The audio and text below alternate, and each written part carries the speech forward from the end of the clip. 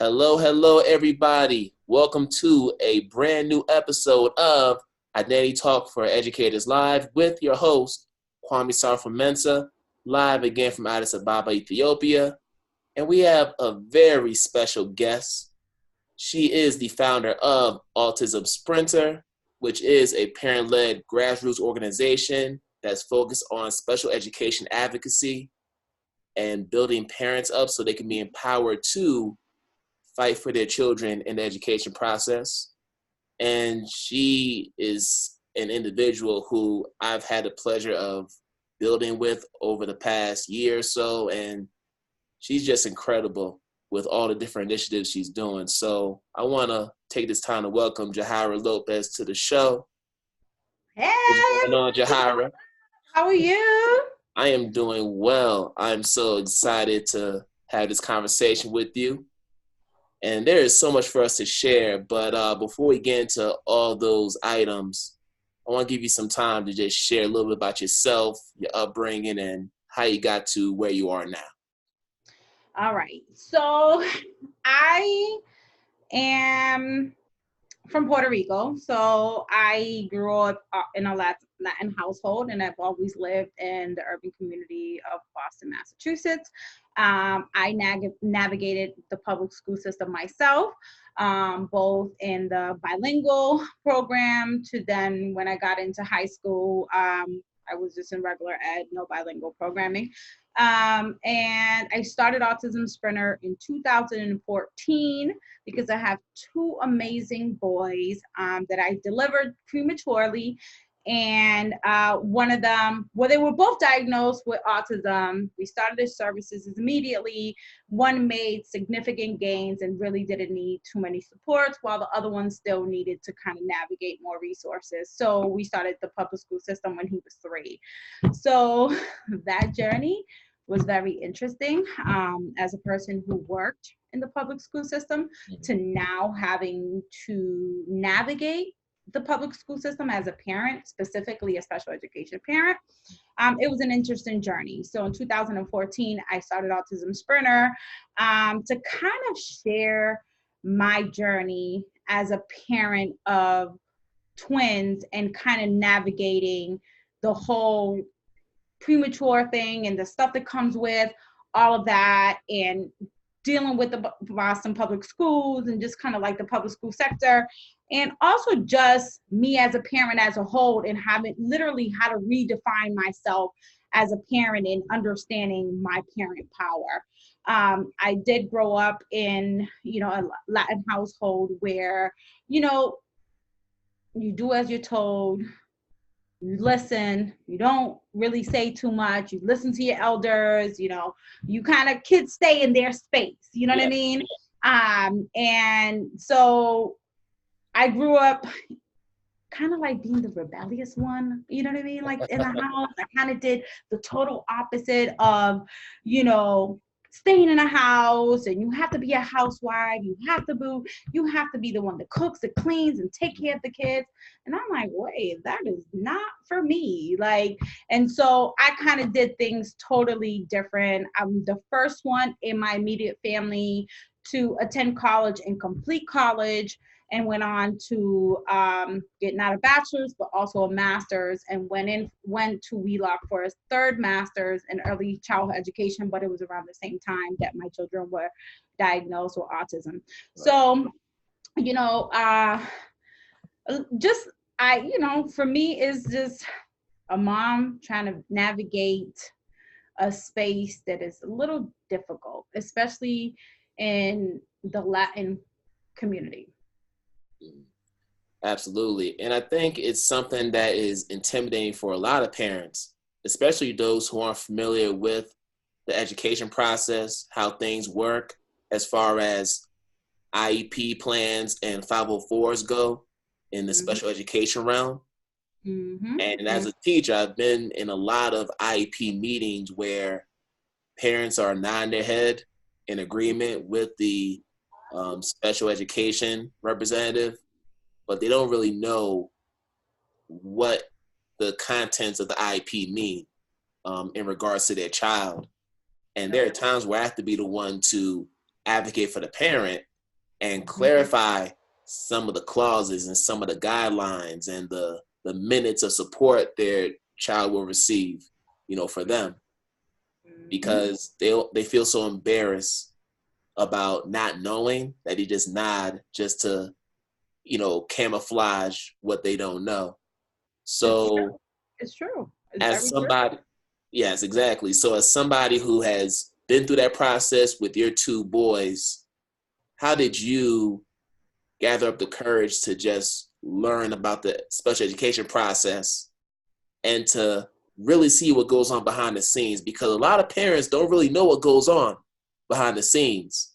It's smoke and mirrors for them. So just tell us what that's like. And for me, it's been an interesting journey because I worked in the public school system, right? So I already had the behind the scenes, and I knew what I was up against, right? Yes. But you never, as a parent working in the public school system where you may send your children to get an education, you don't expect that. You think you kind of get a pass. You're like, no, we're not kind of going to go through with all those parents. They don't get it. I kind of work here and I understand. But the unknown is literally the unknown. You could be one of those parents, even working in the same public school sector, that you're supporting other families, that you're providing a service to other families, and then is the process has been difficult. So for me, I had twins, so only one of them, and I think that's where it initially all started, where one of them only qualified for special education services, while the other one didn't require special education based on the testing. And so I literally was driving across town to bring one to daycare, preschool, to then bring one to school, to then get myself to work for the public school in a sub-separate setting. At this time, I was working in a sub-separate setting. Oh, wow. So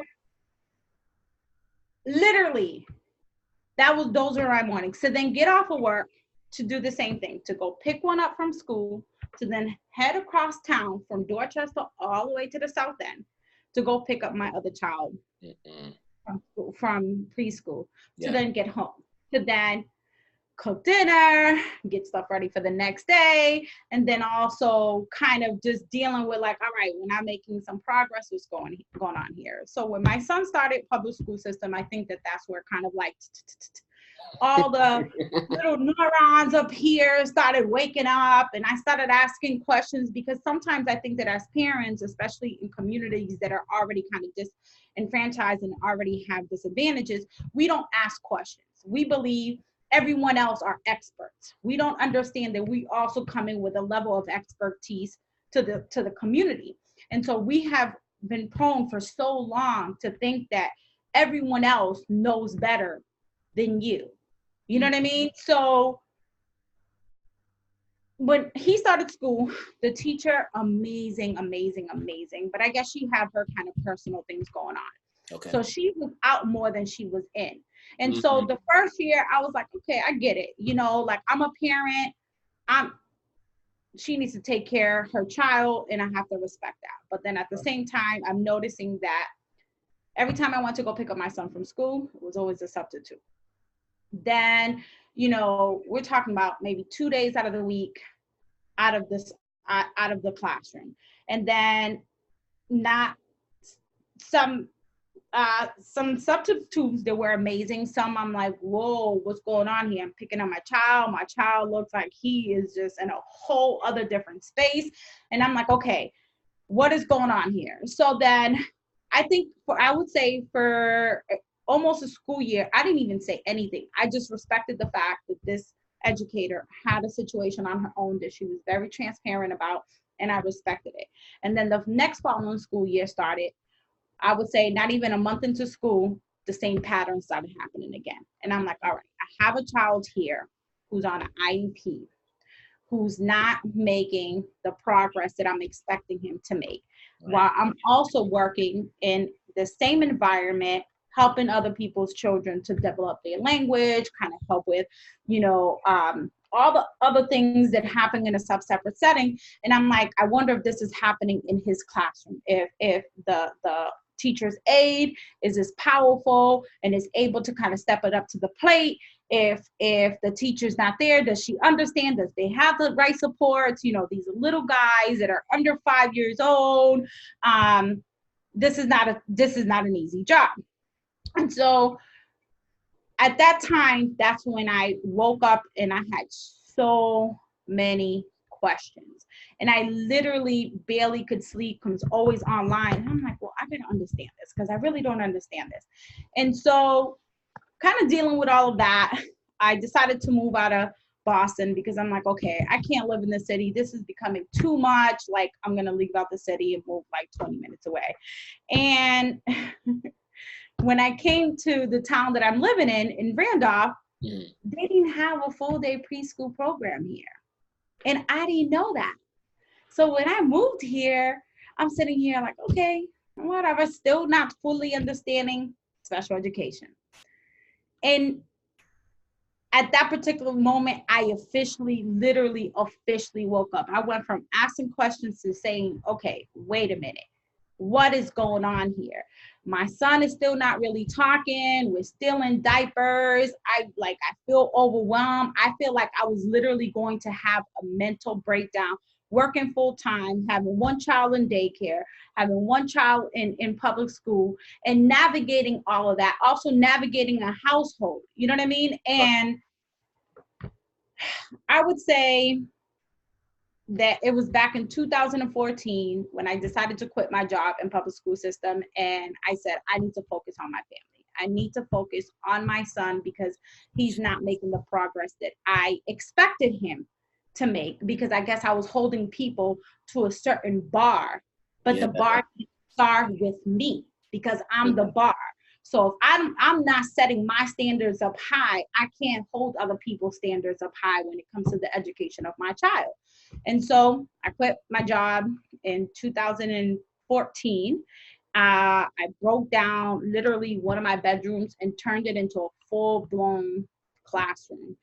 And I literally went on YouTube, started researching OT, occupational therapy, physical therapy, ABA, applied behavior analyst techniques, speech, all of that. I self-taught myself all of that. And then I started videotaping myself doing techniques with my son at home. And that's kind of like when Autism Sprinter was born, because I went from doing it in the house to then putting it on social media, and then it kind of just went from there.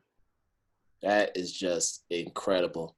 And you mentioned something about parents not speaking up during meetings. Mm-hmm. Because I think for a lot of parents, they believe that schools have the best interests of their children. So they trust the school teachers and the staff members as professionals. Yeah. That's why they don't ask questions. That's why they don't, go the extra mile to really investigate what's going on, because they just have that much trust in the schools. And as someone that's been in a number of schools, I can tell you, just in full disclosure, we need parents to ask more questions, especially as it pertains to the development of their children, academically as well as behaviorally. Mm-hmm. It's just a necessary thing. The process is difficult, right? Because I feel like even when you get a child, it starts even when you have children and you start taking them to medical appointments. The doctors are telling you what's going to work for your child. Like, and I had twins. So I had two kids that I'm basically kind of observing. I'm seeing one that's making growth, the other one, I'm like, okay. And I kept telling the doctor, I'm like, listen, what's going on here? The doctor's thing was like, you can't compare them. They're always going to be different. And so me being me, I'm like, okay, she's right. Like, I might kind of be over the top here, and the whole thing is, don't worry, give him time. They're different. And then time kept coming, and I was like, okay. And then when I thought about and analyzed all of that, it starts from the beginning. It starts from when you deliver your child. You have all these doctors coming in and out of your room, people that are looking into your child. They do, and you trusting all these people, because there's so many people, these people that come into spaces that look so powerful with all these acronyms behind their last name, and you're just like, they're the expert. They're the ones that understand. And you don't, you minimize yourself from the beginning. And so that's how it was. Even just to get a referral to get, you know, a developmental specialist, I had to tell my doctor, like, listen, you've been telling me this for months, for about a year now. I'm gonna need you to just give me that referral, because I can't, you know, I can't continue to wait for you to tell me he's gonna make progress. He's gonna make progress. Stop comparing them. It's hard for me not to compare them. They live with me. Those are my kids. So, you know, and so it starts so early, and parents just don't understand the power in their voice in just simple asking questions. And also, when you do IEP meetings, as I identify them as mob sit downs, because you go in a room, right? It's all these people, everybody's on this side, the parents on this side. So all the teachers, all the specialists, all the people who did the assessments, and it's like you feel so isolated. So imagine the dynamics if you're a single parent, if you're a parent who has multiple things going on, right? You're thinking about feeding your kids, you're thinking about putting clothes on their back, you know, you're trying to keep a roof over their head, you have no financial support, no social support, or you are a parent who works so hard that even coming to a meeting for that hour is going to take money out of, money out of your paycheck. And so understanding all those dynamics, and people in those meetings do not take the time to actually break down the language to parents. So you sit there, you're hearing all these fancy words, and you're like, all right, okay. And you just kind of sit there lost in the sauce, because that's what it kind of feels like. And so for me, I struggled with that for so long. And I think that when I was finally presented to a fact where I'm like, what do you mean you only have a part-time preschool program? How am I supposed to work?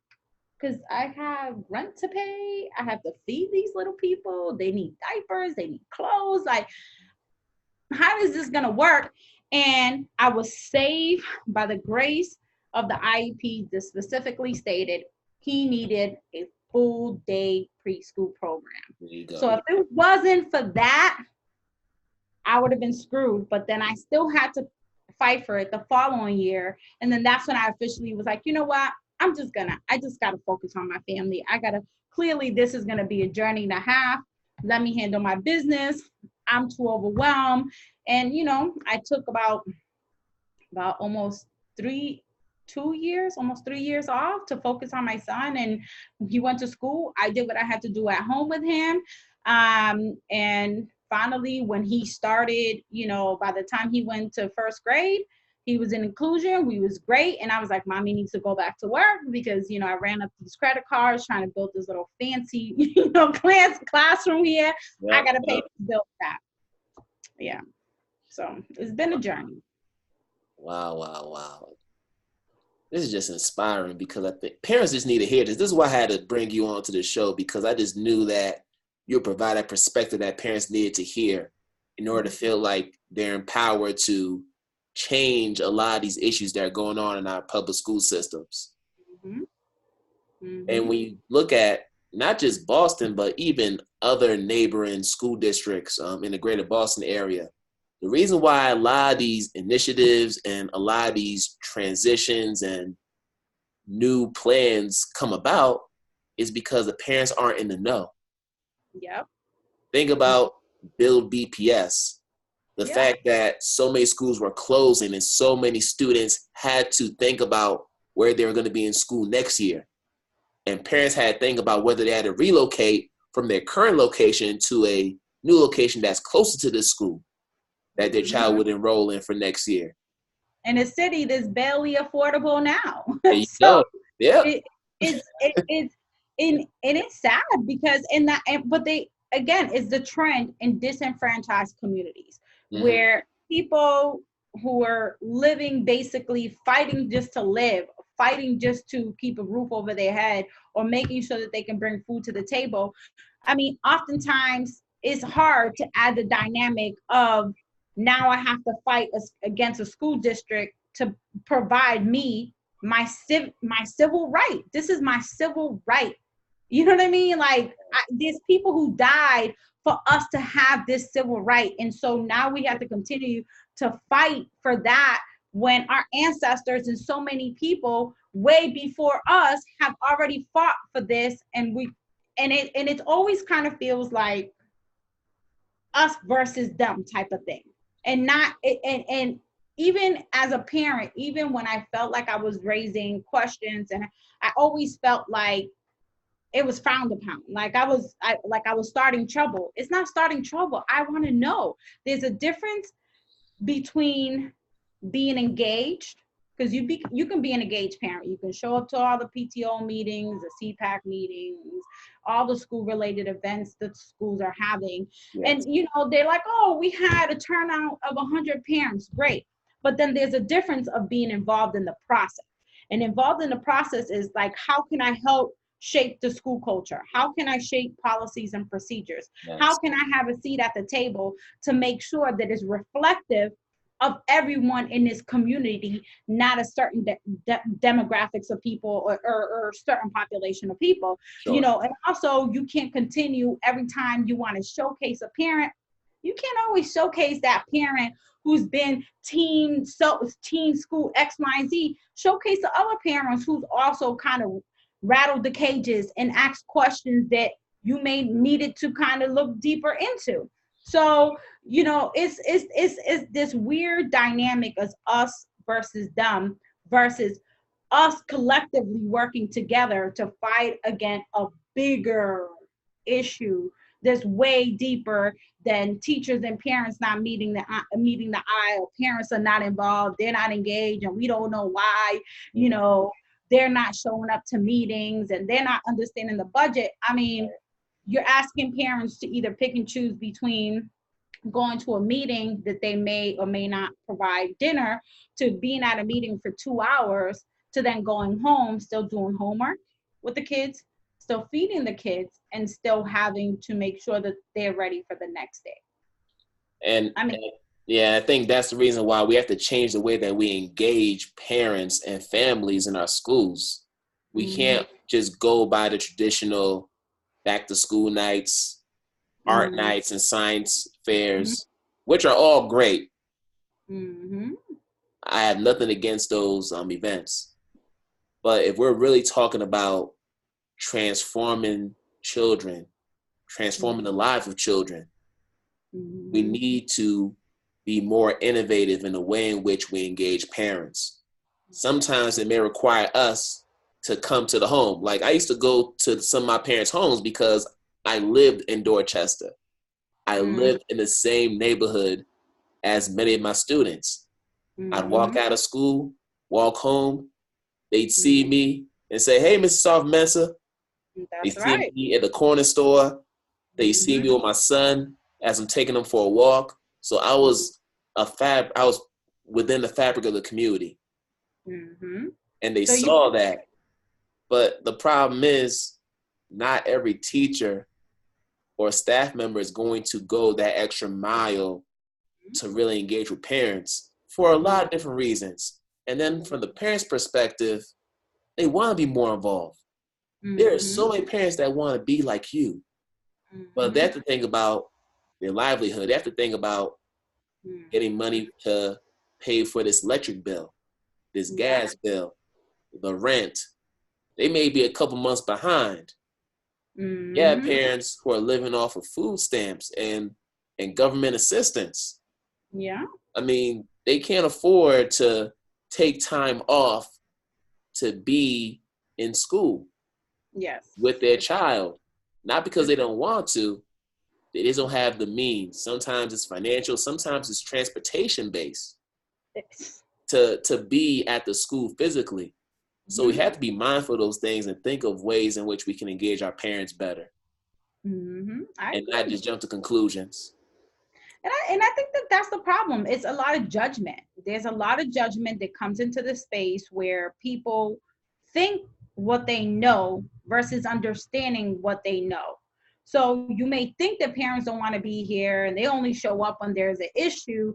I mean, but have you ever really took a deep dive into really understanding the dynamics? You know, some of us have more stable households than others. Not Sure. everyone has stability, and not everyone has the financial support or the social emotional support. I've been blessed to have an amazing family that I can call, you know, and watch the kids. And I've developed a network of mommies who I can call and be like, hey girl, I don't think I can make this meeting, but one of us needs to be there because this meeting is going to be about the budget, and you know, I need to know what's up with this budget, and you know, are we going to keep crunching more kids in a classroom with one teacher and expecting her to teach over 32 kids with her by herself, and you know, meet the MCAS, you know, goal, you know what I mean? And you know, we need to figure this out.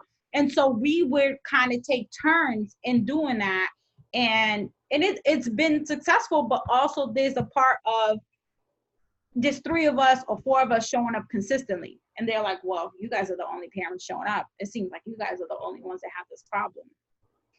And you kind of start looking around and you're like, but how do you know that just because we're the only ones showing up? I guarantee you, if we audit your emails, I highly doubt that we're the only ones that are raising the issue. We might be physically here, but I Right. highly doubt that your email system don't show a whole bunch of emails coming from different, you know, directions about the same issues that are just conveyed differently by different, you know, by different people. And so, you know, I also ran for school committee and I lost. And I ran because I feel like they needed both advocacy. They needed a parent who was able to, one, really understand the cultural piece of parenting and different cultures and what different cultures means when it comes to education. And we kind of know that in the Caribbeans is a little different. You know what I mean? Like, and you trust a lot of educators and you hold people to this pedestal, and you know, you always think that everyone else knows better than you. And so I felt like I needed to run because I'm like, that's not necessarily true. You know, I grew up, you know, my mom really wasn't the person who was going to show up at school and ask questions. You know what I mean? Like, and if she showed up, it was probably because I was in trouble. You know, yeah. And but was she the parent that was asking questions? Was she the parent that's wondering? You know, no, she wasn't, because she was so busy trying. There was three of us, so Yes. three different kids, three different needs. You know, and so being up at the school at every PTO meeting, CPAC meeting, and all that was not going to be her thing because there was two more of us, you know? And so, you know, but I did come home to a clean house all the time, food at the table, which was amazing, where a lot of my friends didn't have that growing up where I was coming from, Roxbury. You know, a lot of my friends wanted to come to my house after school because they already knew that my mom had a big pot of rice with some vegetables, you know what I mean? And they're Yeah, like, yeah. oh, your mom's always got food. And I'm like, yeah. And I'm like, oh, but I'm tired of eating rice all the time. But, you know, it's a lot of my friends didn't have that. And there's a lot of parents in this community here where I live that don't have that access either. Right. And so, you know, if you have statistics that have high needs, a lot of your statistics are really high on the high needs department, means that you have a lot of families that are on the struggle bus. And if you have a lot of families that are struggling, then you kind of got to understand why they're showing up to the parties and all these things where they're offering food and all this stuff, but they're not showing up for the other important things, right? Because maybe showing up to this, they might be able to be like, okay, I don't have to cook dinner this evening. You know what I mean? There's going to be food prepared there, and it kind of alleviates a stressor at that particular moment. And education as a whole for me needs uh, a real deep dive into understanding how do we move forward with really engaging not just the parents, but community members who are activists, community leaders, the business owners, because they're providing a service in the community as well. How do we bring all those entities, all those stakeholders to the space to create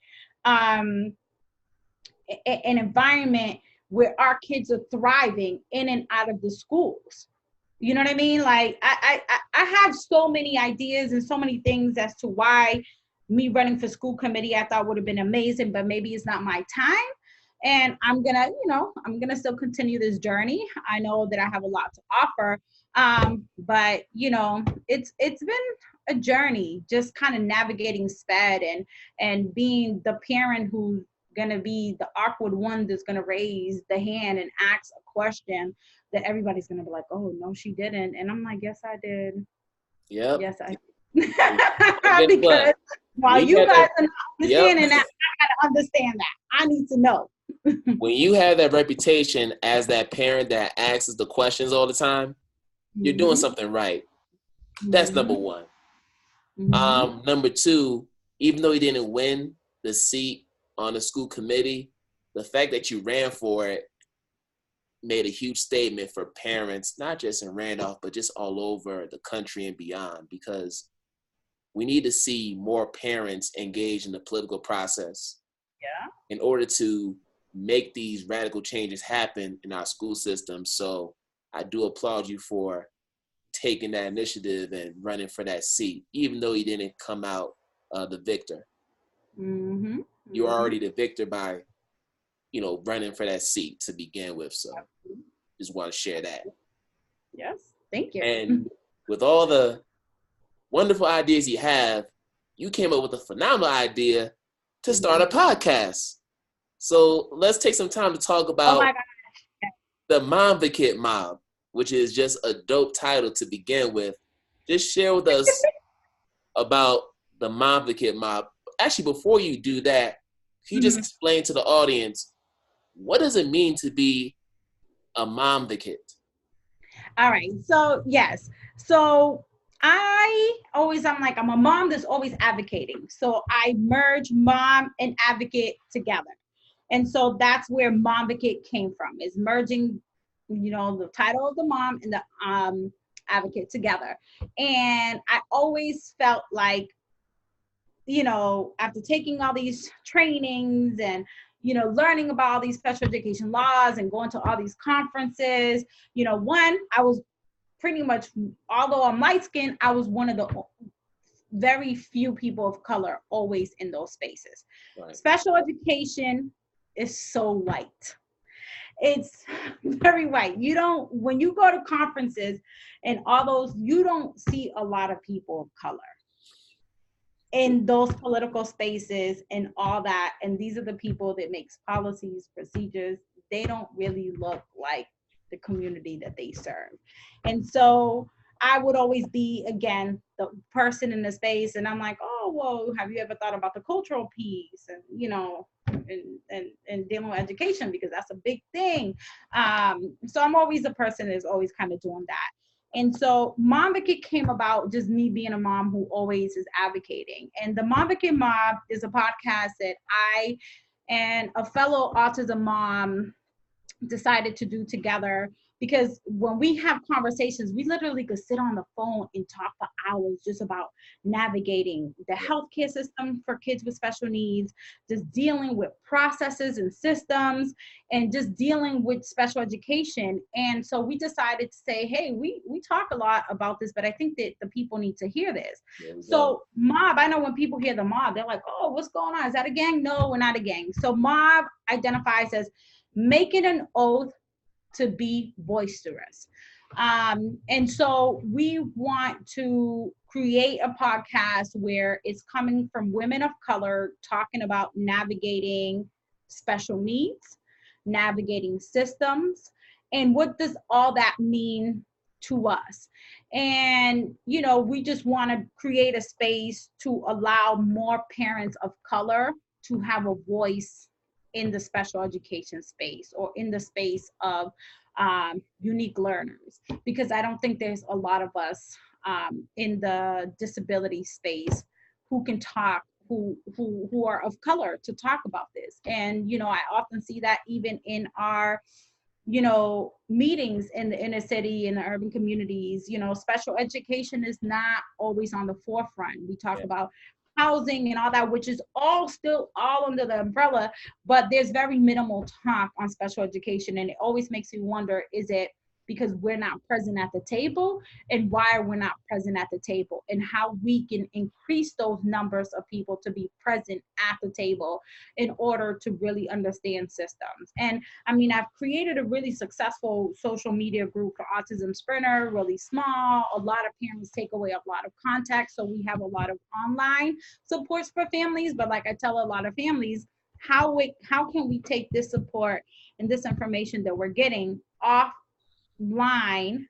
and bring it online to offline to make sure that we're present in the space? Because although we're talking about it, how can we create a space where we form this relationship and we start tag teaming and kind of attending these meetings, by creating a system where if you can't go, your fellow mommy can go, or kind of doing things like that. And so we're bringing all of that to the podcast world because we just want to bring in a different perspective. And my podcaster buddy is a single mom by choice. So she has a daughter who is still nonverbal, and her situation is totally different than mine. Right. And so I think we're coming in with two different perspectives, because I'm not a single mom, and I have the supports, and I've been able to kind of get where I've been able to get because I have those support systems where it's different for her. And so we want to showcase the different perspectives. And again, most importantly, bringing forward disability talk in color. Yes, and that's very important. And getting back to the title, Momvocate Mob, by you putting the word mob in the title, I believe it reinforces the fact that in order to make these changes happen, it requires a collective effort from all parents, all stakeholders, to make that happen. And we have an emergence of parent organizations that are just coming out. I know most recently there's the National Parent Union, which is a huge one, where you have a coalition of parent networks across the country doing this very work. And then just for the Parent Power 2020, so I'm super pumped about that. Yes, I'm so excited about that. Yes. And you will be there, which is going to be awesome. But then also just on a local basis, you have C-Plan, formed by newly elected City Council at Large, Ms. Julia Mejia. Shout out to her. Congratulations. And then you have the Massachusetts Parents United, MPU, with Kay Rodriguez. So you have mothers who are already on the front lines doing this work. So we just have to raise that number exponentially to really increase that impact.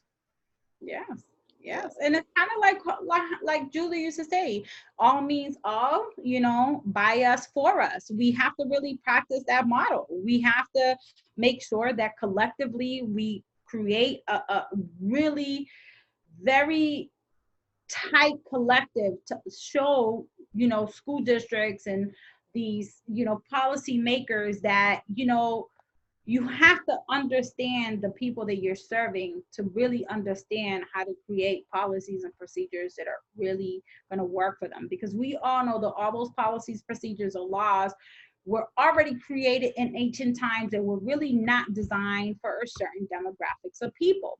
And so we're still fighting in 2020 now to break down those barriers. And it's awesome to see people like Julia Mejia's running and got elected, and the Kerry Rodriguez who are creating national platforms, and so many amazing parent advocates in the state of Massachusetts bringing so many initiatives forward to making sure that, especially now with those millions of dollars that are going to be dished out into the school districts, we got to make sure that those monies go into the classrooms.